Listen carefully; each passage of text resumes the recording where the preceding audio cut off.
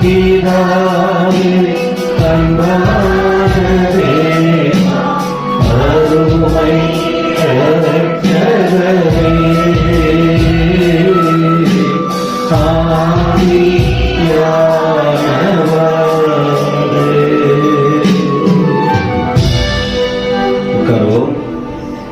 கடந்த நாட்களில் ஆண்டவர் நம்மை ಅದ್ಭುತ ವಿಧವಾಗಿ ವಳಿ ನಡೆಸಿ ಇರುತ್ತಾರೆ. ಕಳೆದ ದಿನಗಳಲ್ಲಿ ದೇವರು ನಮ್ಮನ್ನು ಅದ್ಭುತ ವಿಧಗಳಲ್ಲಿ ನಡೆಸಿದ್ದಾರೆ. உங்கள் வாழ்க்கையில் செய்த நன்மையெல்லாம் நினைத்து பார்த்தால் இந்த வருஷம் எப்படி கடவுளுக்காக வாழணுங்கிற உணர்வை நீங்கள் பெற்றுக்கொண்டவர்களாய் இருக்க முடியும். ನಮ್ಮ ಜೀವಿತದಲ್ಲಿ ದೇವರು ಎಷ್ಟೋ ಉಪಕಾರಗಳನ್ನು ಮಾಡಿದ್ದಾರೆ. ಅದನ್ನು ನೆನೆಸುವುದಾದರೆ ಈ ವರ್ಷದಲ್ಲಿ ದೇವರಿಗಾಗಿ ನಾವು ಏನೆಲ್ಲ ಮಾಡಬೇಕೆಂಬ ಗ್ರಹಿಕೆ ನಮಗೆ ಬರುತ್ತದೆ. கடந்த வருஷத்தில் உள்ள குறைபாடுகளோடு நீங்க அத பலதெல்லாம் யோசித்து இந்த வருஷத்துல வந்தீங்கன்னா ஒரு நிமிஷம் கூட நீங்க முன்னேற முடியாது. உங்க ஆத்மாவை சத்துரு ಅಡಿವಿಪಡಿಸಿ ಬಿಡುவார். ಕಳೆದ ವರ್ಷದ ತಪ್ಪು ಕಾರ್ಯಗಳನ್ನು ನಾವು ಅದೇನೇ ಒಳಗೆ ಇಟ್ಟುಕೊಂಡು ಈ ಹೊಸ ವರ್ಷದಲ್ಲಿ ಇರುವುದಾದರೆ ಸೈತಾನನು ನಮ್ಮನ್ನು ಹಾಗೆಯೇ ಉಪಯೋಗ ಮಾಡಿಕೊಳ್ಳುತ್ತಾನೆ. ಆ ಹಳೆಯ ಕಾರ್ಯಗಳನ್ನು ಬಿಟ್ಟು ಬಿಡಬೇಕು. ஆனா நம்ம வாழ்க்கையில எத்தனையோ பாவம் பண்ணியிருப்போம், எத்தனையோ தவறுகள் இருந்திருக்கும். ஆண்டவர் விடலையே, அதை நீங்க யோசிக்கணும். ஆனா எல்லாரும் 100% ரொம்ப கரெக்டா இருந்தோம் யாரும் சொல்ல முடியாது. ஆனா ஆண்டவர் நம்ம கைவிடாம எல்லா விதத்திலும் அற்புதமா நடத்தினதுனால்தான் ಇನ್ನೊಂದು ವರ್ಷದಲ್ಲಿ வந்து ಅವರೇ ಆರಾಧಿಕ ಮೊದಲ ವಾರದಲ್ಲಿ வந்திருக்கிறோம். ನಾವು ಎಷ್ಟೋ ಪಾಪಗಳನ್ನು ಮಾಡಿದ್ದೇವೆ, ತಪ್ಪುಗಳನ್ನು ಮಾಡಿದ್ದೇವೆ, ಆದರೆ ದೇವರು ನಮ್ಮನ್ನು ಕೈ ಬಿಡಲಿಲ್ಲ. ಆದ್ದರಿಂದ ನಾವು ನಮ್ಮ ಕೊರತೆಗಳನ್ನು ನೋಡಿ ಅದನ್ನು ನಾವು ಬೇರೆಯವರ ಕಾರ್ಯದಲ್ಲಿ ಅಲ್ಲ, ನಮ್ಮನ್ನು ನಾವು ಪರಿಶೋಧಿಸಿಕೊಳ್ಳಬೇಕು. உங்க எல்லாரும் இருக்கலாம், எல்லாம் இருக்கும். ஆனா ஆண்டவர் இல்லைன்னா நம்மால வாழவே முடியாதுங்கிற அந்த பயம், அந்த உணர்வு, அந்த தெளிவு எனக்கு இருக்கு. நமக்கு இந்த இருக்கிறவங்க கற்றுக்கொண்டு அந்த நிலையில் வளர ஆண்டவர் நமக்கு தெளிவை ಉರುವಾಕುವಾರಾಗ. ನಮಗೆ ಎಲ್ಲ ಇರುವುದಾದರೂ ದೇವರು ನಮಗೆ ಇಲ್ಲದೆ ಇರುವುದಾದರೆ ನಮ್ಮ ಜೀವಿತವಲ್ಲ. ಆದರೆ ಬೋಧಕರಿಗೆ ಎಲ್ಲ ಇರುವುದಾದರೂ ದೇವರು ಇರಬೇಕು ಎಂಬ ಗ್ರಹಿಕೆ ನಮಗೂ ಇರಬೇಕು. ஆச்சரியமா நம்ம நடத்தி இருக்கிறார். கர்த்தருடைய நாமத்துக்கு ஸ்தோத்திரம். உழைச்சி ஓடி ஒத்துழைத்த எல்லாருக்காக கூட ஒரு சபையின் ஊழியன் என்ற முறையில் உங்களுக்கு எல்லா விதத்திலும் நீங்கள் ಅರ್ಪಣಿತದಕ್ಕಾಗ உங்களுக்கு நன்றி சொல்றேன். ಕಳೆದ ವರ್ಷಗಳಲ್ಲಿ ದೇವರು ಎಲ್ಲರಿಗೂ ಎಲ್ಲಾ ಕಾರ್ಯಗಳನ್ನು ಮಾಡಿದ್ದಾರೆ. ಸಭೆಯಲ್ಲಿ ನಡೆದಂತ ಕಾರ್ಯಕ್ರಮಗಳಲ್ಲಿ ಬೋಧಕರೊಟ್ಟಿಗೆ ಇದ್ದು ಯಾರೆಲ್ಲ ಓಡಿ ಅದಕ್ಕಾಗಿ ಪ್ರಯಾಸಪಟ್ಟು ಕಷ್ಟಪಟ್ಟಿದ್ದೀರೋ ಎಲ್ಲರಿಗಾಗಿ ದೇವರ ಹೆಸರಿನಲ್ಲಿ ನಿಮಗೆ ಸ್ತೋತ್ರಗಳನ್ನು ವಂದನೆಗಳನ್ನು ಸಲ್ಲಿಸುತ್ತೇವೆ. இடிக்க மாட்ட கட்டுவாண்ட ஆண்டவர் சொன்னார். சிலர் இடிக்கப்பட்டாங்கன்னா ஆரம்பத்தில் சொன்ன ஆண்டுடைய வார்த்தைக்கு கீழ்ப்படியாததுனால தான் அவங்க கீழே போயிருப்பாங்க. ஆனா தேவ வார்த்தைக்கு கீழ்ப்படிஞ்சவங்கள தேவன் கீழே விடவே இல்லை, அவங்களை ಅದ್ಭುತமா ಉಯರ್ತಿ ಇರ್ತಾರೆ. ಕಳೆದ ವರ್ಷ ದೇವರ ವಾಕ್ಯವು ನಾನು ಕಟ್ಟುತ್ತೇನೆ ಕೆಡುವುದಿಲ್ಲ ಎಂಬುದಾಗಿ ಹೇಳಿದರು. ಆದರೆ ಯಾರೆಲ್ಲ ಇನ್ನು ಕಟ್ಟದೆ ಕೆಡುವಿರುತ್ತಾರೋ ದೇವರ ಮಾತಿಗೆ ವಿಧೇಯರಾಗಲಿಲ್ಲ. ಆದರೆ ದೇವರ ಮಾತಿಗೆ ವಿಧೇಯರಾದವರು ಕಟ್ಟವರಾಗಿದ್ದಾರೆ. சபையில அந்த வார்த்தையின்படி சபையில் மாற்றங்களை நான் பார்த்துருக்கேன். முந்தி சொன்னா முடியுமா, அதான் கீழ்ப்படியாது. இத பண்ணுங்க, இங்க வாங்க, இதை செய்யுங்க, இப்படி சொன்னா இவங்க சொல்லிட்டா கேட்டுருமா. இது வந்து அடங்காததும் கீழ்ப்படியாததும் ரட்சிப்பின் உணர்வு இல்லாததும் அப்படி இருந்திருக்கலாம் முன்னாடி. ಆದರೆ ಸಭೆಯ ಕಾರ್ಯಗಳಲ್ಲಿ ನೋಡುವಾಗ ದೇವರು ಹೇಳಿದ ಪ್ರಕಾರವಾಗಿ ನಡೆಸಿದ್ದಾರೆ. ಕಳೆದ ದಿನಗಳಲ್ಲಿ ಯಾವುದಾದರೂ ಒಂದು ವಿಷಯವನ್ನು ಕರೆದು ಇದನ್ನು ಮಾಡಿರಿ, ಇದನ್ನು ಇಲ್ಲಿ ಹೋಗಿರಿ ಎಂಬುದಾಗಿ ಹೇಳುವುದಾದ್ರೆ ನೀವು ಹೇಳಿದ್ರೆ ಮಾಡಬೇಕಾ ಎಂಬುದಾಗಿ ಅನೇಕ ಗುಡುಗುಟ್ಟುವಂತ ಕಾರ್ಯಗಳು ಇತ್ತು. முடிவுல பார்க்கும்போது அந்த நிலைமை மாறி இருக்கு. இது கடைசி வரைக்கும் மாறி இருக்கணும். ಆದ್ರೆ ಅಂತ್ಯದಲ್ಲಿ ನೋಡುವಾಗ ಎಲ್ಲರ ಸ್ವಭಾವವು ಬದಲಾವಣೆಯಾಗಿದೆ. ಇದು ಕಡೆಯ ತನಕ ಇರಬೇಕು.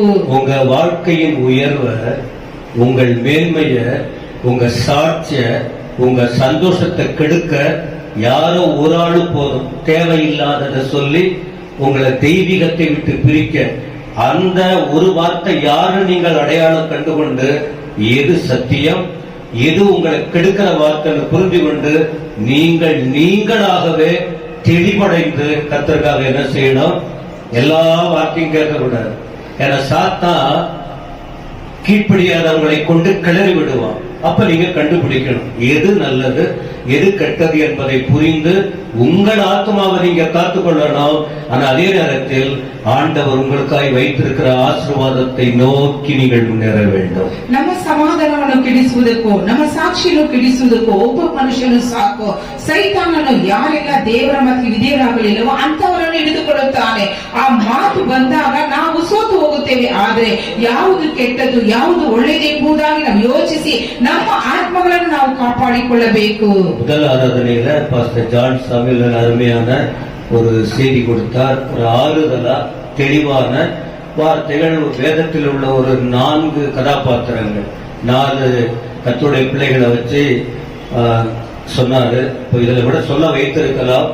ஆனால் இந்த கன்னட சர்வீஸ்ல கன்னட தெரியாதவங்க தமிழ் தெரியாதவங்க இதுக்கு வரணும், வந்து வசனத்தை கேட்கணும். ஒரு ஐயா வந்தார், குழம்பிக்கிட்டு இருக்காரு. தமிழ் சர்வீஸ்ல அதை தான் பயன்படுத்த முடியும். சரி, அப்படி இருக்கும். அதனால இந்த சர்வீஸ்ல வந்தால் நாம பேச முடியும். அதனால தான் நாம இல்லைன்னா கன்னட சர்வீஸ்ல நாம பேசினா கொஞ்சம் நிதானமா சொல்லிக் கொடுப்போம்னு சொல்லிட்டு தான் இதை நடத்திட்டு இருக்கிறோம். அதனால கூடுமான வரைக்கும் எனக்கு புரியலன்னு சொல்லாம இந்த ஆராதனையில தமிழிலும் மற்ற மொழியிலும் வளர நீங்க ಆಯತ್ತಪಡணும். அப்படிப்பட்டவங்களுக்கு வர சொல்லுங்க. ಮೊದಲನೇ ಆರಾಧನೆಯಲ್ಲಿ ಪಾಸ್ಟರ್ ಜಾನ್ ಸಾಮುವೇಲ್ ಅವರು ಮಾತನಾಡಿದರು. ಆದರಣೀಯ ಮಾತುಗಳನ್ನು ಸತ್ಯವೇದದಲ್ಲಿರುವಂತಹ 4 ಜನರನ್ನು ಕುರಿತು ದೇವರ ವಾಕ್ಯವನ್ನು ಹೇಳಿದರು. ಯಾರಿಗೆಲ್ಲ ತಮಿಳ್ ಭಾಷೆ ಬರುವುದಿಲ್ಲವೋ ಅಂತವರು 2ನೇ ಆರಾಧನೆಗೆ ಬರುವುದಾದರೆ ನಾವು ಕನ್ನಡದಲ್ಲಿ ಹೇಳಿ ತಿಳಿಸುತ್ತೇವೆ. எனக்கு பிரச்சனை நேரம் தான். நம்ம நேரம் இழுக்கல, நம்ம தொடங்குற நேரம் என்னன்னு உங்களுக்கு விளங்குது. நம்ம ஓவரா கூட நம்ம அப்படி பார்த்தா நம்ம 2.5 மணி நேரம் நடத்தணும், 1.5 மணி நேரம் கூட ஆக மாட்டேங்குது. ஆனா அதே நேரத்தில் வசனம் தொழுகை நேரத்தையும் குறைக்க முடியாது. செய்தி ஒரு 45 நிமிஷமாவது ஜனங்களுக்கு சொல்லணும். அது எனக்கு பிரச்சனையா இருக்கு, என்ன செய்யறதுன்னு தெரியல. அதனால கொஞ்சமோ அதிகமோ சொல்லும் போது கவனமா கேட்டு அசை போடுங்க. கர்த்தருக்காக வாழுங்க. இது வரைக்கும் நடத்தினவர் இனியும் உங்களை நடத்துவார். அதனால நீங்க யாருக்காக மட்டும் வாழணும்? சத்தமா சொல்லுங்க, ஆண்டவருக்காக வாழணும். ಸ್ವಲ್ಪ ವಾಕ್ಯವು ಹೆಚ್ಚಾದ ವಾಕ್ಯವು ದೇವರ ವಾಕ್ಯವನ್ನು ಕೇಳುವಾಗ ಗಮನವಿಟ್ಟು ಕೇಳಬೇಕು. ಅದು ನಮ್ಮ ಜೀವಿತಕ್ಕೆ ಆಶೀರ್ವಾದ. ಇದುವರೆಗೂ ನಡೆಸಿದಂತ ದೇವರು ಇನ್ನು ಮುಂದೆ ನಡೆಸುತ್ತಾರೆ. ನಾವು ದೇವರಿಗಾಗಿ ಜೀವಿಸಬೇಕು. செய்தி வரும்போது 2 விஷயம்தான். அவர் சத்தம் நமக்கு வரும், நாம அவர் சித்தம் செய்யறதுக்கு ஒப்பு கொடுக்கணும். இதான் தேவன் பேசுற விதம். அவர் இருதயத்தை நமக்கு வசனத்தின் மூலமா வெளிப்படுத்துவார். அதை நாம கேட்டு அதை விட்டுடாம அதன்படி வாழணும். இதான் வசனம், இதுதான் நம்முடைய வாழ்க்கை. ஒண்ணு நல்லது, இல்லைன்னா இதேதான். அவர் சொல்வதை கேட்டு வாழ்ந்தால் அவருக்காக நாம இருக்கிறோம். அவர் சொல்வதை கேட்டு நாம வாழலன்னா நாம இஷ்டம் போல போறோம். அப்படி இருக்க கூடாது. ದೇವರ ಶಬ್ದವನ್ನು ನಮ್ಮ ಕಿವಿಗೆ ಬೀಳುವಾಗ ಅದನ್ನು ಕೇಳಿ ಅದಕ್ಕೆ ವಿಧೇಯರಾಗಿ ನಡೆದುಕೊಳ್ಳಬೇಕು. ಇದು ಒಳ್ಳೆಯದು ಎಂಬುದಾಗಿ ಹೇಳುತ್ತೇವೆ. நம்ம 1ஆம் தேதி கர்த்தருடைய வார்த்தையை கேட்டோம். மாலையில சொன்ன விசுவாசத்தின் மூலம் உண்டாகிற வெற்றி படிகள். விசுவாசத்துல வளரணும், வெற்றியை நோக்கி முன்னேறணும். 1ஆம் தேதி சாயந்தரம் நாம சொல்லி கொடுத்திருக்கோம். 1ನೇ ತಾರೀಕು ಸಂಜೆಯಲ್ಲಿ ಬೋಧಕರು ಹೇಳಿದರು, ನಂಬಿಕೆಯಲ್ಲಿ ನಾವು ಸಾಗಬೇಕು, ಜಯವನ್ನು ಹೊಂದಿಕೊಳ್ಳಬೇಕು ಎಂಬುದಾಗಿ. என்ன விசுவாசம்? யார் மேல விசுவாசம்? எரேமியா 32:27, எரேமியா 32:27. அவர் சொன்னத அவர் மேல விசுவாசிக்கணும், அவர் வார்த்தை மேல நம்பிக்கை வைக்கணும். அவ்வளவு அவர் சொல்லிட்டார். என்ன சொன்னாரு? என்னால் எல்லாமே செய்ய முடியும். என்னால் செய்யக்கூடாத அதிசயமான காரியம் ஒன்று ஆண்டவரை கேள்வி கேட்கிறாரு. அதனால அந்த அவரை நம்பணும், அவர் வார்த்தைய விசுவாசிக்கணும். ಯೆರೆಮೀಯನ ಪುಸ್ತಕ 32ನೇ ಅಧ್ಯಾಯ 27ನೇ ವಚನ.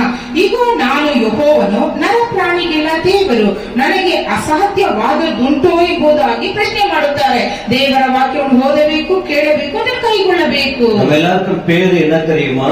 விசுவாசிங்க. விசுவாசிங்க. கைய வைத்து ஆமென் சொல்லுங்க. கைய வைத்து தானே சொன்ன, இங்க அப்படி தலைக்கு மேல.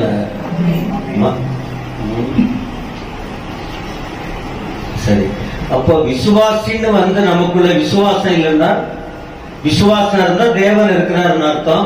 விசுவாசம் இல்லாம அவிசுவாசம் இருந்தா யார் உள்ள தங்குறாங்கன்னு அர்த்தம். சத்தமா சொல்லுங்க.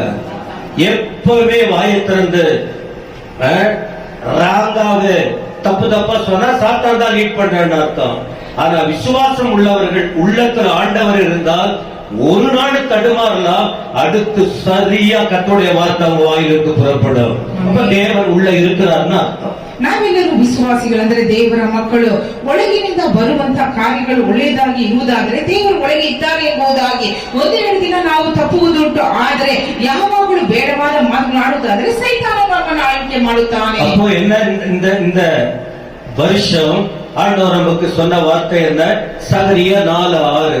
இதை மையமாய் வைத்து பல விதங்களில் வளர்ச்சியை நோக்கி முன்னேற ஆண்டவர் நமக்கு அவர் வார்த்தையை கொடுக்க வல்லவராக இருக்கிறார். ಈ ವರ್ಷ ದೇವರು ನಮಗೆ ಕೊಟ್ಟಿರುವ ವಾಕ್ಯ ಜಕರಿಯನ ಪುಸ್ತಕ 4ನೇ ಅಧ್ಯಾಯ 6ನೇ ವಚನವನ್ನು ಬಿಟ್ಟು ಈ ವರ್ಷವೆಲ್ಲ ದೇವರು ನಮಗೆ ಅನೇಕ ಕಾರ್ಯಗಳನ್ನು ಕಲಿಸಿಕೊಡುತ್ತಾರೆ. ಅದನ್ನು ಹಿಡಿದುಕೊಳ್ಳುವುದಾದರೆ ದೇವರು ನಮ್ಮನ್ನು ನಡೆಸುವವರಾಗಿರುತ್ತಾರೆ. கைவிடப்படுவதையோ, நீங்க கீழே போவதையும், நீங்க அவமானப்படுவதையும் ஆண்டவர் விரும்பல, ஊழியக்காரங்களை விரும்புறதில்லை.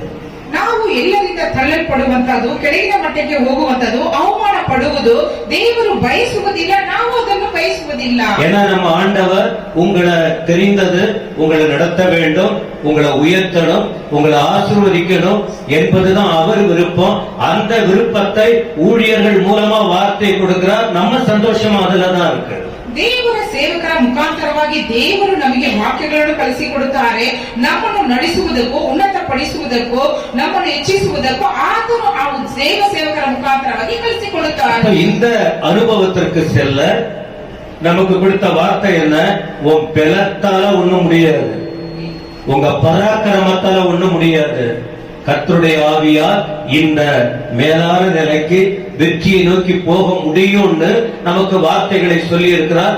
இன்னும் சொல்லிக் கொடுக்க வல்லவராய் இருக்கிறார். ಪರಾಕ್ರಮದಿಂದ ಅಲ್ಲ, ಬಲದಿಂದ ಅಲ್ಲ, ನನ್ನ ಆತ್ಮದಿಂದಲೇ ಎಂಬುದು ಸೇನಾಧೀಶ್ವರ ಯೆಹೋವನ ನುಡಿ ಎಂಬ ಮಾತನ್ನು ಇಲ್ಲಿ ಹೇಳುತ್ತಾರೆ. ಯಾಕೆಂದ್ರೆ ನಾವು ಉನ್ನತ ಸ್ಥಾನಕ್ಕೆ ಹೋಗಬೇಕೆಂಬುದಕ್ಕಾಗಿ ದೇವರ ವಾಕ್ಯವು ನಮಗೆ ಸಾರಲ್ಪಡುತ್ತದೆ. திருப்பி வைத்துக் கொள்ளுங்கள். சகரியா 4ஆம் அதிகாரம். சகரியா 4ஆம் அதிகாரம். பைபிள் சாம் சொல்லியிருக்காருல்ல, நானும் சொல்லிட்டு இருக்கேன்.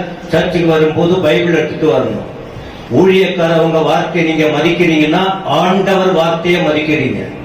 அப்ப நீங்க சொல்ற வார்த்தைய நாங்க சொல்றத நீங்க கேட்கலன்னா நீங்க ஏதாவது பண்ணலாம், கடவுளை நீங்க மதிக்கலன்னு அர்த்தம். அப்படி வேணும். ಬೈಬಲ್ எடுத்துட்டு ಚರ್ಚಿಗೆ வாங்க ಎಲ್ಲರೂ. ಸಭೆಗೆ ಬರುವಾಗ ಎಲ್ಲರೂ ಸತ್ಯವೇದವನ್ನು ತೆಗೆದುಕೊಂಡು ಬರಬೇಕು. ಯಾಕಂದ್ರೆ ಇದು ದೇವರನ್ನು ಗಣಪಡಿಸುವಂತದ್ದು. நிறைய வார்த்தை வரும், சொல்வதற்கு நமக்கு நேரம் இல்லை. என்ன பண்றது? சரிங்க. இப்போ 4ஆம் அதிகாரம் 1ஆம் வசனத்திலிருந்து 6 வரைக்கும் கொஞ்ச நேரம் தான் சொல்லணும்னா இது 1 மணி நேரம் கூட பேசலாம். நான் தொடர்ந்து கொஞ்சம் கொஞ்சமா சொல்லுவோம்.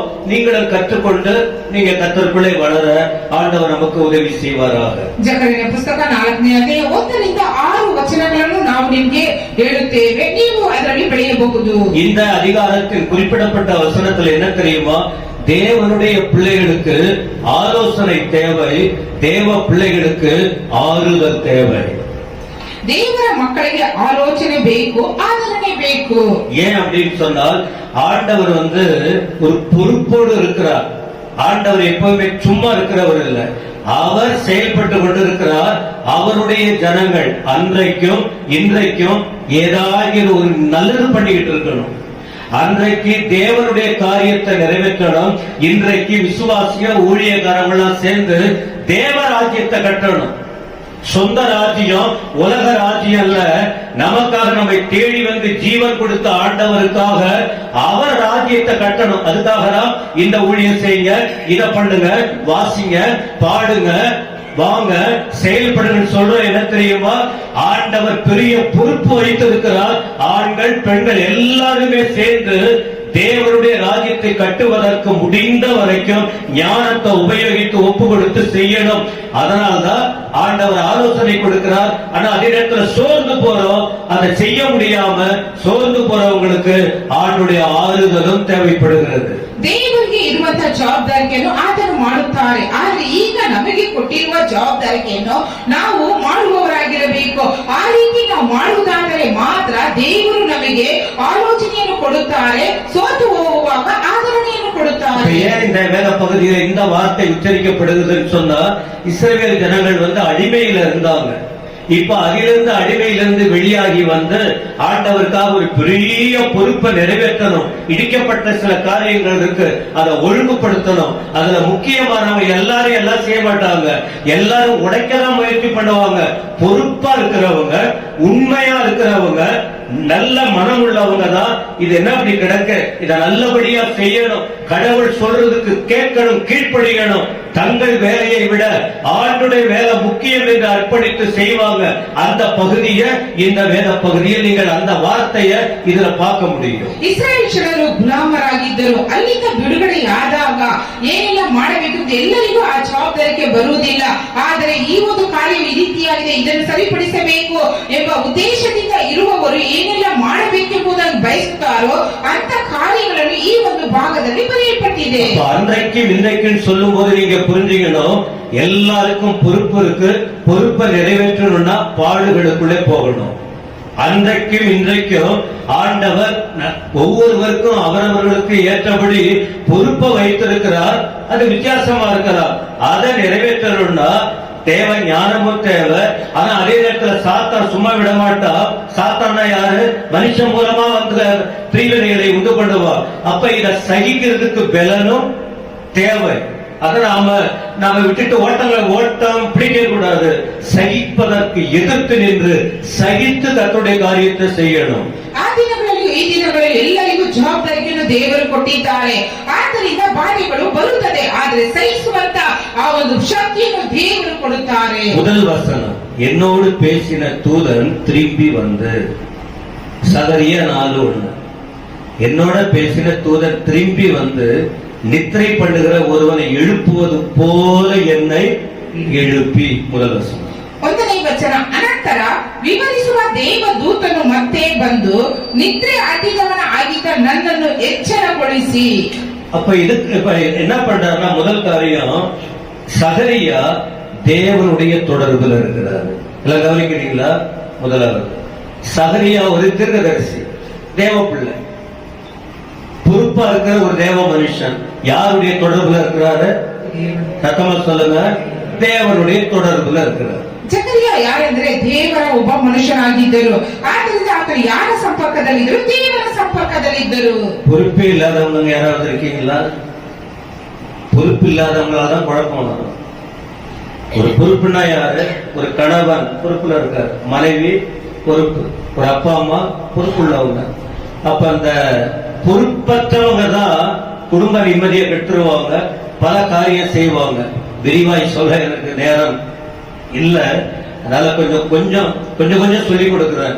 நாம விழிப்படையணும், தெளிவு பெற வேண்டும். ஐயோ, என்ன இவ்வளவு மோசமா, நாம இத்தனை வயசு ஆயிருக்கு, நாம இன்னும் ஒரு மாதிரி மற்றவங்க நம்மளை பார்த்து விரல் நீட்டுற அளவுக்கு இருக்க, இவ்வளவு தெளிவில்லாத இருக்கிறோமே என்பதை புரிந்து தெளிவுள்ளவர்களாய் இருக்க, அதனாலதான் ஆண்டவர் இப்படிப்பட்ட வசனத்தை வெளிச்சமா உங்க காதுகள்ல போடுறாரு. அதை பிடித்துக் கொண்டு தெளிவோடு வாழ, பொறுப்பை உணர்ந்து செயல்பட கர்த்தர் நம்மோடு பேசுகிறார். ಎಲ್ಲರಿಗೂ ಜವಾಬ್ದಾರಿಕೆ ಉಂಟು. ಒಂದು ವೇಳೆ ಜವಾಬ್ದಾರಿಕೆ ಇಲ್ಲದೆ ಇರುವಂತಹ ಕುಟುಂಬವೋ ಅಥವಾ ಜನರು ನೋಡುವಾಗ ಅದು ಕೆಟ್ಟು ಹೋಗುವಂತ ಕಾರ್ಯವಾಗಿರುತ್ತದೆ. ಆದರೆ ಅದನ್ನು ನಾವು ತಿಳುವಳಿಕೆಯಿಂದ ಕೇಳಿ ಅದಕ್ಕೆ ತಕ್ಕಂತೆ ನಡೆದುಕೊಳ್ಳುವುದಾದರೆ, ಅದನ್ನು ಗ್ರಹಿಸಿ ನಡೆದುಕೊಳ್ಳುವುದಾದರೆ, ಆದ್ದರಿಂದ ದೇವರು ಕೊಟ್ಟಿರುವ ಜವಾಬ್ದಾರಿಕೆಯನ್ನು ನೆರವೇರಿಸಲು ಸಾಧ್ಯ. சகரியா பொறுப்புள்ளவன் சொன்ன சகரியா என்ன பண்றாருன்னு சொன்ன, தேவனுடைய தொடர்புன்னா, தேவன் அழைத்தார், தேவன் அபிஷேகித்து பிரித்து கொண்டு வந்தார். இப்ப தேவ ஜனங்களுக்கு ஆண்டுடைய வார்த்தையை சொல்லுவதற்காக வைத்திருக்கிறார் சகரியா. ಈ ಜಕರಿಯನನ್ನು ದೇವರು ಕರೆದರು, ಅಭಿಷೇಕಿಸಿದರು, ಜವಾಬ್ದಾರಿಕೆಯನ್ನು ಕೊಟ್ಟರು, ಜನರಿಗೆ ದೇವರ ಸುವಾರ್ತೆಯನ್ನು ಹೇಳುವುದಕ್ಕಾಗಿ ಕರೆದಿದ್ದಾರೆ. ஆனா அழைக்கப்பட்ட இந்த சகரியா ஊர் சுத்தல கர்த்தருடைய தொடர்புன்னு சொன்ன பாருங்க. வருங்காலத்துல பழைய காலத்துல எப்படியோ இருந்தோம், இனி வருகிற வருஷத்துல வருகிற நாட்கள்ல கடவுளுக்காக அவர் சொல்வதை செய்யணும் என்கிற தெளிவு பெற வேண்டும் என்று தன் சிந்தனையை உலகத்தின் பக்கம் திருப்பாம தேவ சத்தத்தை தெளிவாய் கேட்டு நாட்களை பயன்படுத்திக் கொள்ள அவர் தேவனோடு இருக்கிறார். அப்படின்னா அப்படி இருந்ததனாலதான் விஷன் அவருக்கு கிடைச்சிருக்கு. தரிசனம் இல்லாதவன் தடுமாறுவார், தரிசனம் இல்லாதவன் குழப்பம் பண்ணுவார், தரிசனம் இல்லாதவன் மோசமா இருப்பார். ஆனா தேவ தரிசனம் பெற்றவன் சரியாய் நிற்பார். சொல்லுங்க, நிறைய ஆண்டவர் சொல்லுவார். எனக்கு ಜಕರಿಯನು ಊರು ಸುತ್ತುತ್ತಿಲ್ಲ, ಆದರೆ ದೇವರು ಕೊಟ್ಟಿರುವ ದರ್ಶನವನ್ನು ತಿಳಿದುಕೊಂಡು ಆತನ ಸಮ್ಮುಖದಲ್ಲಿ ಕಾದಿದ್ದರು. ಒಂದು ವೇಳೆ ದರ್ಶನ ಇಲ್ಲದೆ ಇರುವವರು ಕಳವಳವು ಸಂಕಟದಲ್ಲಿ ಬಿದ್ದಿರುತ್ತಾರೆ, ಆದರೆ ಸರಿಯಾದ ರೀತಿಯಲ್ಲಿ ನಡೆದುಕೊಳ್ಳುವವರು ದೇವರ ದರ್ಶನವನ್ನು ಹೊಂದಿಕೊಳ್ಳುವರು. அந்த அந்த வசனம் நீங்க பாத்தீங்கன்னா, தூதன் வந்து தூங்குறவரை எழுப்புற போல எழுப்புறார். தூக்கம் வேற, இந்த நித்திரை இது வேற. அப்படின்னா சகரியா என்ன பண்றாருன்னா, கர்த்தருடைய மனுஷங்க, ஒரு விசுவாசி, ஒரு தேவனுடைய பிள்ளைங்க கடவுளுக்காக ஏதாகிலும் செய்யணும்னா இஷ்டத்துக்கு சுத்திக்கிட்டு தூக்கம் இல்ல, ஆண்டவர்கிட்ட வார்த்தைகளை பெற்று ஏதாகிலும் ஒண்ணு செய்யணுங்கிற அந்த உணர்வோடு இருப்பாங்க. ஆனா இவர் தூங்கல. அது என்ன பண்றாரு தெரியுமா? தரிசனம் காண்கிறார். தரிசனம்னா தூங்காம அவர் அந்த தேவ பிரசன்னத்துல இருந்து கர்த்தருடைய வார்த்தை ஏதாயிலும் நமக்கு வருமா, நானும் அவருக்காக வாழ, மற்றவர்களும் வாழ்வதற்கு வழிகாட்ட கர்த்தர் ஏதாவது வார்த்தை கொடுப்பாரா என்கிற நிலையில் தூங்காம ஆயத்தத்தோட கர்த்தருடைய தொடர்பு, தேவ தொடர்புல இருக்கிறவங்களுக்கு தெளிவான ஆலோசனை கிடைக்கும். தெளிவான வார்த்தையை பெற்று தடுமாறாம கர்த்தருக்கு மகிமையா நிற்க முடியும். சத்தமாக சொல்ல முடியுமா? எத்தனை பேருக்கு இந்த வார்த்தை விளங்குது? ஆமா, கேளுங்க, செயல்படுவோம். ಈ ಒಂದು ದೇವ ಮನುಷ್ಯನು ನಿದ್ರೆ ಮಾಡದೆ ದೇವರ ದರ್ಶನವನ್ನು ಹೊಂದಿಕೊಳ್ಳುವುದಕ್ಕೋ ಆತನ ಆಲೋಚನೆಯನ್ನು ಕೇಳುವುದಕ್ಕೋ ಆತನು ಆತುರದಿಂದ ಕಾದಿದ್ದನು ದೇವರ ಸಂಪರ್ಕದಲ್ಲಿರುವವರು ಈ ರೀತಿ ಇರುತ್ತಾರೆ. தானியேலுக்கு கூட தரிசனம் வந்தது. அது பயங்கரமான அனுபவங்கள். கடைசி காலத்துல என்னென்ன நடக்க போகுது அப்படிங்கிற காரியத்தை அவர் யோசிச்சுட்டு இருக்காரு. இதே போல தேவ தூதன் வரும்போது அந்த தானியேல் கீழே விழுறாரு. விழுந்த பிறகு நிறைய வெளிப்பாடு கிடைக்குது.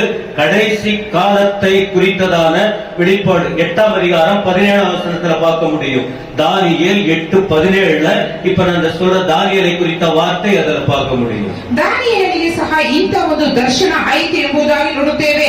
ದಾನಿಯೇಲನ ಪುಸ್ತಕ 8ನೇ ಅಧ್ಯಾಯ 17ನೇ ವಚನದಲ್ಲಿ ಆತನು ಯಾವ ರೀತಿಯಾಗಿ ಭಯಭ್ರಾಂತನಾಗಿ ಅಡ್ಡಬಿದ್ದು ದೇವರ ಬಳಿಗೆ ಕೇಳುವಾಗ ಅಂತ್ಯಕಾಲದಲ್ಲಿ ನಡೆಯುವಂತ ಎಲ್ಲ ಕಾರ್ಯಗಳನ್ನು ಖಂಡನೆ ಎಂಬುದಾಗಿ ಓದುತ್ತೇವೆ. தானியேலுக்கு சொல்லுகிற தரிசனம் கடைசி வரைக்கும் உள்ள வெளிப்பாடுகள். ஆனால் இந்த இடத்துல சகரியாவுக்கு சொல்ற காரியம் அநேகம் இருந்தாலும் இப்போ ஒரு காரியத்தை நிறைவேற்றணும். இவர் பெற்ற அனுபவம் பிறருக்கு சொல்லி உற்சாகப்படுத்தி கடவுளுடைய வேலை நடக்கணும். எல்லாரும் செய்ய முடியாது. அதுக்குன்னு யாரு அர்ப்பணித்திருக்காங்க, அவர்கள் வார்த்தைகளை பெற்று யாரை நியமித்து செய்யணும் அந்த காரியத்தை தான், இந்த சீக்கிரத்தில் செய்ய வேண்டிய காரியத்தை சகரியாவுக்கு ஆண்டவர் காண்பிக்கிறார். இப்ப அந்த விஷயங்களை அந்த வசனங்களில் படிக்க முடியும். ದಾನಿಯೇಲನಿಗೆ ಬಂದಂತ ದರ್ಶನ ಕಡೆಯ ದಿನಗಳಲ್ಲಿ ನಡೆಯುವಂತ ವಿಷಯಗಳು. ಆದರೆ ಜಕರಿಯನಿಗೆ ಹೇಳುವಂತ ಕಾರ್ಯ ಏನೆಂದರೆ, ದೇವರ ಮಕ್ಕಳಿಗೆ ದೇವರ ವಾಕ್ಯವನ್ನು ಹೇಳಿ ಅವರ ತಿಳುವಳಿಕೆ ಪಡಿಸಿ ಯಾರನ್ನು ನೇಮಕ ಮಾಡಬೇಕು ಎಂಬುದಾಗಿ ಆಲೋಚಿಸಿಕೊಳ್ಳುತ್ತಾರೆ. இவர் அதிலேயே மூழ்கிடக் கூடாது என்பதற்காக தூதன் என்ன பண்றாரு, நீ நிறைய தரிசனம் கண்டுகிட்டே இருக்காத, நீ நிறைய விஷயங்களை கேட்டுக்கிட்டு இருக்காத, ஒண்ணு ஒண்ணா பண்ணு அப்படின்ட்டு ஒரு சம்பவத்தை இப்போ சகரியாவுக்கு வெளிப்படுத்துறாரு. ಆ ದೇವದೂತನು ಬಂದು ಜಕರಿಯನಿಗೆ, ನೀನು ಅದೇ ದರ್ಶನದಲ್ಲಿ ಕನಸುಕೊಂಡು ಇರಬೇಡ, ಆದರೆ ಒಂದು ಕಾರ್ಯವನ್ನು ಇಟ್ಟು ಆತನಿಗೆ ಎಚ್ಚರಿಕೆ ಪಡಿಸುತ್ತಾರೆ. தூதனை எழுப்புறாரு. அதோ எழுந்தாரு, தூதனை எழுப்புறாரு. நீங்க நிறைய பேர் தூங்கிட்டே இருப்பாங்க. எதுல? ஆவிக்குரிய வாழ்க்கையில. ஒரு வெளிப்பாடு கிடைக்காது, சொன்னாலும் கேட்க மாட்டாங்க. ஒண்ணு பைபிள் படிச்சு அதை ஜெபம் பண்ணி ஆண்டவர்ட்ட விஷயத்தை கேட்டு ஏதாயிலும் ஒண்ணு தெய்வத்துக்காக செய்யணும். அது இல்ல, அந்த வெளிப்பாடு இல்ல, ஜெபம் இல்ல, வேதம் இல்ல, தெய்வீகத்தில் குறைவு. அதனாலதான் தேவ சகரியாவுக்கு கற்றுக் கொடுத்ததை போல ஊழியர்களை வைத்து சொல்லிக் கொடுக்கிறார். சபை மக்கள் நீங்க மந்த நிலையில இல்லாம இந்த புதிய வருஷத்துல ஒரு நல்ல வெளிச்சமா தெளிவோடு செயல்பட வேண்டும் என்றுதான் அந்த அன்னைக்கு தூதனை எழுப்பினதை போல இன்றைக்கு உங்களை கர்த்தர் தட்டி எழுப்பி கொண்டிருக்கிறார். ದೇವದೂತರು ತಟ್ಟಿ ಎಬ್ಬಿಸಿದರು. ನೀನು ಕಾಣುತ್ತಿರುವಂತಹ ದರ್ಶನ ಏನು ಎದ್ದೇಳು ಎಂಬುದಾಗಿ ಆತ್ಮಿಕ ರೀತಿಯಲ್ಲಿ ನಾವು ಸಹ ಅನೇಕ ರೀತಿಯಲ್ಲಿ ನಿದ್ರೆ ಹೊಂದಿದವರಾಗಿದ್ದೇವೆ. ದೇವರ ದರ್ಶನವನ್ನು ಪಡೆದುಕೊಳ್ಳದೆ ಪ್ರಕಟಣೆಗಳನ್ನು ಹೊಂದಿಕೊಳ್ಳದೆ ಇರುವಂತಹ ಅನುಭವ ನಮಗಿದೆ. ಆದ್ದರಿಂದ ಈ ದಿನದಲ್ಲಿ ದೇವರ ವಾಕ್ಯವು ನಮ್ಮ ಕಿವಿಗೆ ಬೀಳುತ್ತಿದೆ. ரோமர் 13:12 படித்து பார்த்தால் ஒரு விஷயம் தெரியும்.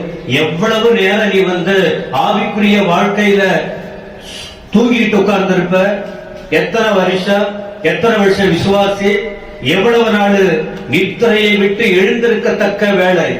கடைசி காலம் இது. புரியுதாமாங்க? கடைசி காலம்.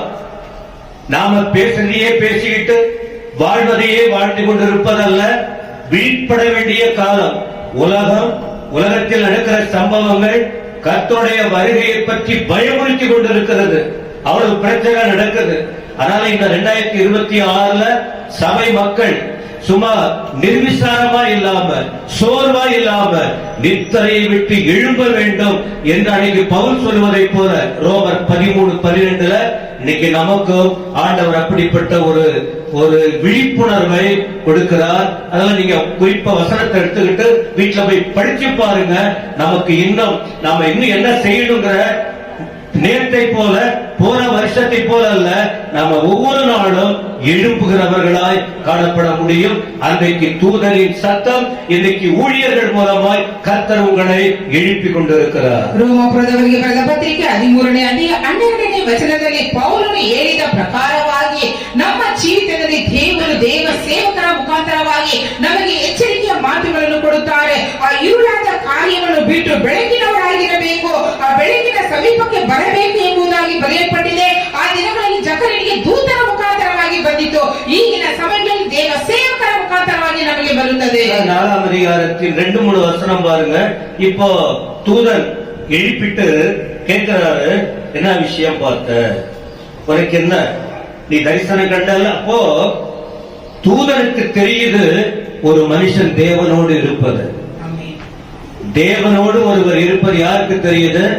ஐயா, உங்களுக்கெல்லாம் ஒரு தூதன் இருக்கா தெரியுமா? தேவ தூதன். நீங்க ஜெபம் பண்றீங்களா? பைபிள் படிக்கிறீங்களா? ஆவிக்குரிய நிலையில இருக்கீங்களா? எங்க நிக்கிறீங்க? எங்க உட்கார்ந்து இருக்கீங்க? என்ன பேசுறீங்க? என்ன பண்றீங்க? உங்கள் தூதன் கவனிச்சுக்கிட்டே இருக்கிறாரு.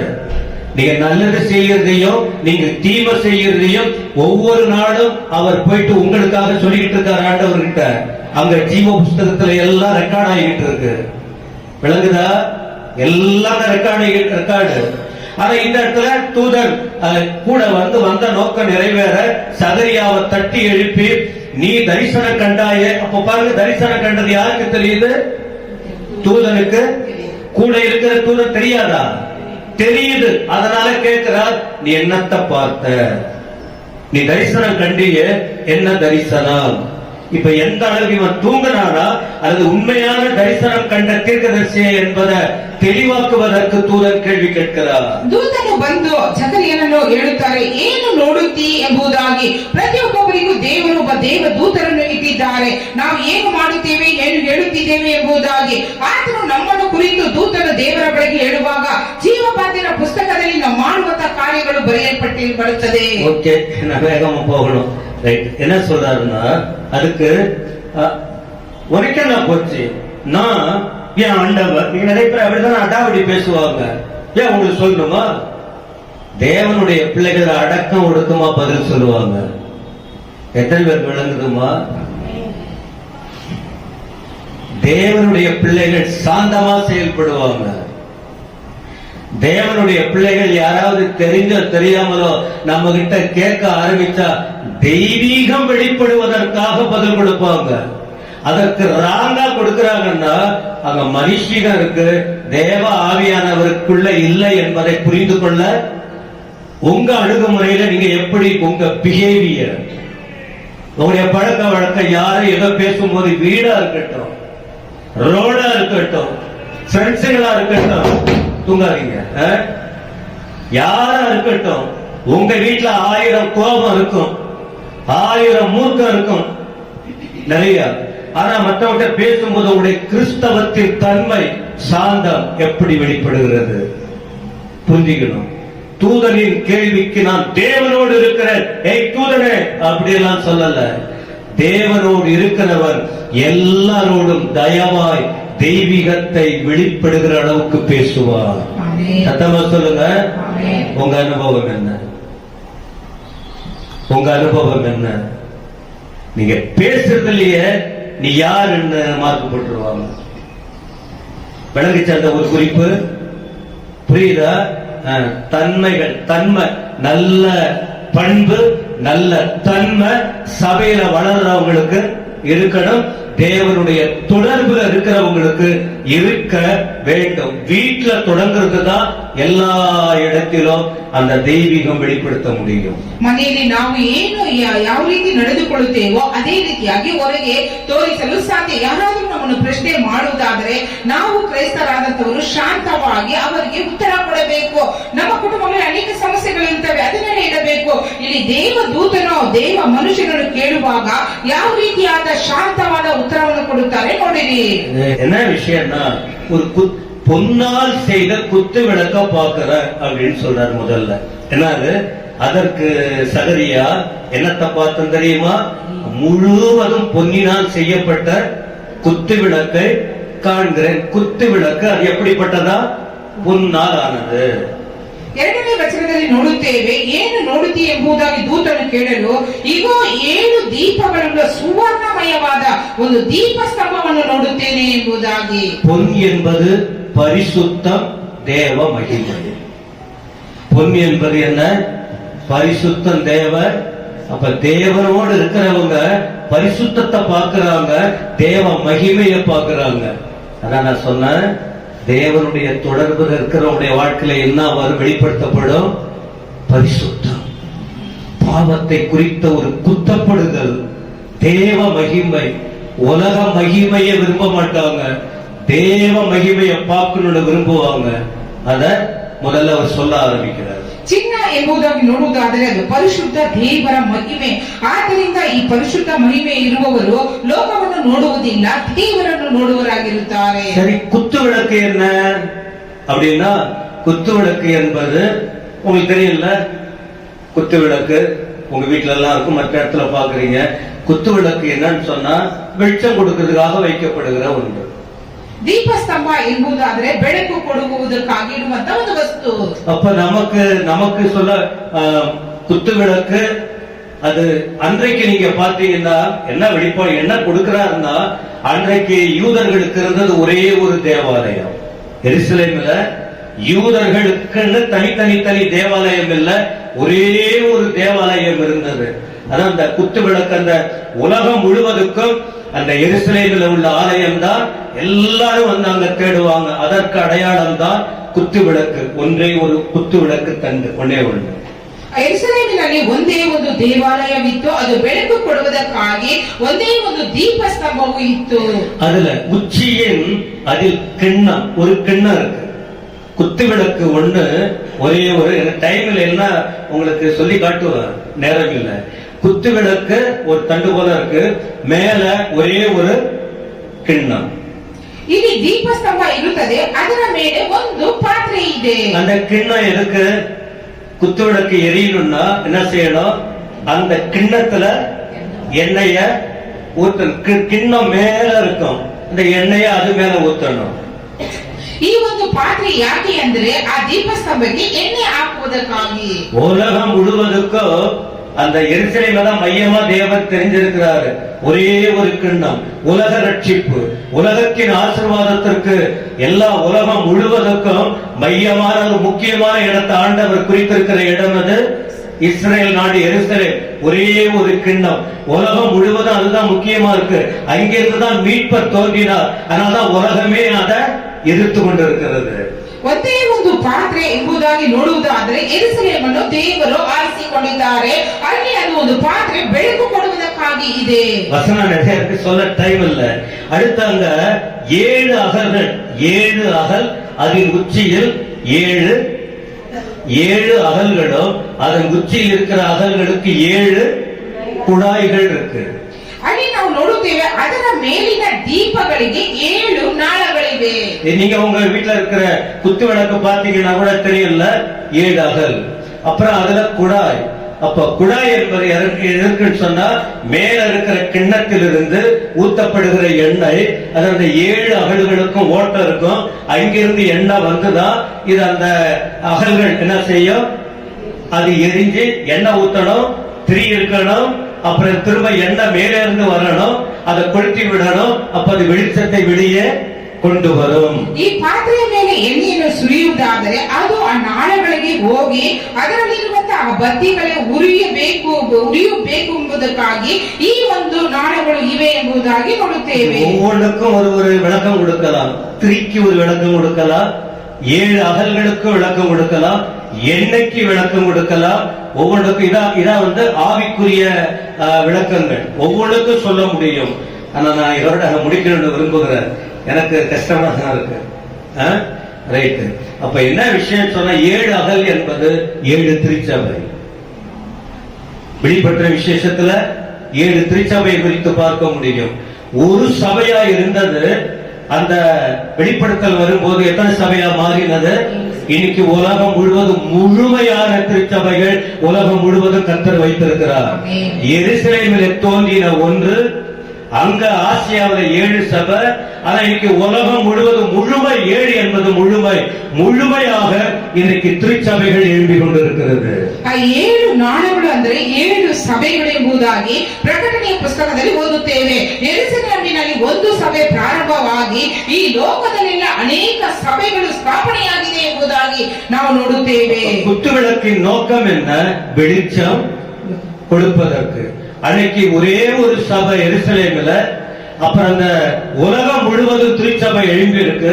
இன்னைக்கு உலகம் முழுவதும் உள்ள திருச்சபை, குத்துவிளக்கு என்பது சபை. அப்ப அந்த சபை வெளிச்சம் கொடுக்கணும். சபை என்பது யாருன்னு சொன்னா, இன்றைக்கு நாம இயேசுவின் ரத்தத்தால் மீட்கப்பட்டவங்க தான் திருச்சபை. இப்ப ஒரே வார்த்தை சொல்றேன், நீங்க உங்க வீட்டுல, நீ வேலை செய்யற இடத்துல, படிக்கிற இடத்துல, எல்லா இடத்துலயும் நீ உண்மை கிறிஸ்தவங்கிற அந்த பேரு வருவது பாருங்க, அதுதான் வெளிச்சம் கொடுக்கிறது. காசை வாங்கிட்டு ஏமாத்துறது, பொய் சொல்றது, சண்டை போடுறது, கெட்ட வார்த்தை பேசுறது, சாட்சி கெட்டு போறது, அப்ப இது வெளிச்சம் இல்லாத. புரியுதா உங்களுக்கு? குத்து விளக்கின் நோக்கம் என்ன? இருளில் இருக்கிற ஜனங்கள் வெளிச்சத்தை காண்பதற்கு. அப்ப நாம அந்த நமக்குள்ள அந்த குத்து விளக்கு பேசுறதா தான் எவ்வளவு சந்தோஷமா இருக்கும். ஐயோ, நான் எவ்வளவு பேருக்கு சந்தோஷமா இருக்கிறேன், எவ்வளவு பேருக்கு ஆசீர்வாதமா இருக்கிறேன். நாம நம்மால மற்றவங்க சந்தோஷப்பட்டால், ஆசீர்வதிக்கப்பட்டால், நம்ம இப்போ ஒரு துணி வாங்கி கொடுத்தா நமக்கு எப்படி இருக்கு சொல்லுங்க சத்தமா? அதனால நாம வெளிச்சமா இருக்கணும், வெளிச்சம் கொடுக்கணும், நாம சந்தோஷமா இருக்கணும். இந்த செய்தி முடிவடையில பேச நிறைய வார்த்தை வரும் போல் இருக்கு. நான் இதோட முடிக்கிறேன். ಅದ ಗುರಿಯಲ್ಲ ಹೋಗ ನೋಡಿ ಹೇಳಿದ್ರಲ್ಲ. ಆದರೆ ದೀಪಸ್ತಂಭ ಅಂದ್ರೆ ಬೆಳಕು ಕೊಡುವಂತದ್ದು. ಆದ್ದರಿಂದ ನಾವೆಲ್ಲರೂ ಯೇಸು ಕ್ರಿಸ್ತನ ರಕ್ತದಿಂದ ವಿಮೋಚಿಸಲ್ಪಟ್ಟಂತ ಜನರು ಮತ್ತೊಬ್ಬರಿಗೆ ಬೆಳಕು ಕೊಡುವವರಾಗಿರಬೇಕು. ದೀಪಸ್ತಂಭ ಎಂಬುದಾಗಿ ನೋಡುವುದಾದರೆ ಅದು ಸಭೆ ಎಂಬುದಾಗಿ. ಸಭೆ ಅಂದ್ರೆ ಏನು? ನಾವಾಗಿರುತ್ತೇವೆ. ಅನೇಕರಿಗೆ ನಾವು ಸಾಕ್ಷಿಗಳಾಗಿ ಕುಟುಂಬಗಳಲ್ಲಿ, ಕೆಲಸ ಮಾಡುವ ಸ್ಥಳದಲ್ಲಿ, ನಾವಿರುವಂತಹ ಜಾಗದಲ್ಲಿ ನಾವು ಸಾಕ್ಷಿಗಳಾಗಿ ಬೆಳಕು ಕೊಡುವಂತವರಾಗಿರಬೇಕು. இந்த வெளிச்சத்தை கெடுக்கதான் பிசாசு வருவான். நீ வெளிச்சமா இருந்தா இந்த வெளிச்சத்தை அணைக்க அவன் வந்தால் கூட அவன் எரிஞ்சு போயிடுவான்.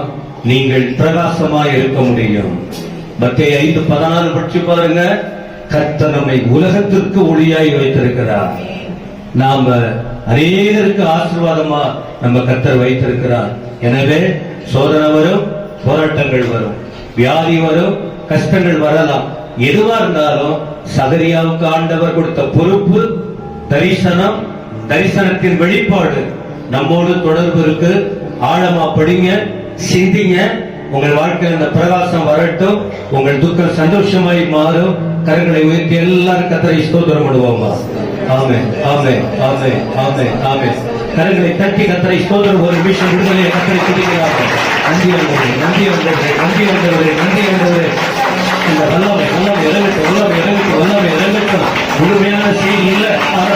ஆனாலும் உடைய அபிஷேகம் பலத்தினாலும் அல்ல, பராக்கிரமத்தினாலும் அல்ல, என்னுடைய ஆவியினால் ஆகும், ஆவியினால் ஆகும், ஆவியினால் ஆகும், ஆவியினால் ஆகும், ஆவியினால் ஆகும், ஆவியினால் ஆகும், ஆவியினால் ஆகும், ஆவியினால் ஆகும், ஆவியினால் ஆகும். நானே கையை தட்டி அந்த அபிஷேகம், அந்த விளக்கு, அது என்ன, இதெல்லாம் பரிசுத்த ஆவியானவருக்கு அடையாளம். விளக்குக்குள்ள விளக்கிலிருந்து வெளிப்படாத வெளிச்சம் வரணும்னா என்ன தேவை? அபிஷேகம் தேவை. அபிஷேகம் இருக்கணும், நாம பிரகாசிக்க முடியும், வாழ்க்கையை காத்துக்கொள்ள முடியும், பெறடைய முடியும், உறுதியா இருக்க முடியும், கத்தரினால் இருக்க முடியும். நாமே பரலோக பிதாவே துதிக்கிறோம். கொடுத்த நாளுக்காக ஸ்தோத்திரம். உங்க எல்லாரையும் ஆசீர்வதியும். எங்களுக்கு நேரம் பத்திரப்பா, நாங்க வசனத்தை படிச்சு ஆழமா சிந்திக்க ஆரம்பித்தால் எங்களுக்கு நேரம் போவது தெரியாது. தேவ ஜனங்களை இந்த வருஷம் வித்தியாசமான பாதையில் நடத்தி செல்லும். பலத்தால் எங்களால சாதிக்க முடியாது, பராக்கிரமத்தால் எங்களால் ஒண்ணும் பண்ண முடியாது. நாங்க ஒண்ணுமில்லைன்னு அர்ப்பணித்து உம்மாலதான் எல்லாம் முடியும். நாங்க வாழும்போது கர்த்தர் மகிமையை நடத்துவி. எங்க சர்ச்சுக்கு வருகிற ஜனங்கள் எல்லாரையும் நீங்க ஆசீர்வதிக்கணும். கடந்த வருட சூழலை இருள் மறைஞ்சி போகணும். இந்த வருஷம் வித்தியாசமா நடத்தும். பிதாவே, கர்த்தரா இருக்கிற இயேசு கிறிஸ்துவின் கிருபை, பிதாவாகிய தேவனுடைய அன்பு, தூயாவியனுடைய ஆசீர்வாதம் நம்ம எல்லாரோடும் ஏசப்பா வருகிற வரைக்கும் நிலைத்திருப்பதாக. நல்ல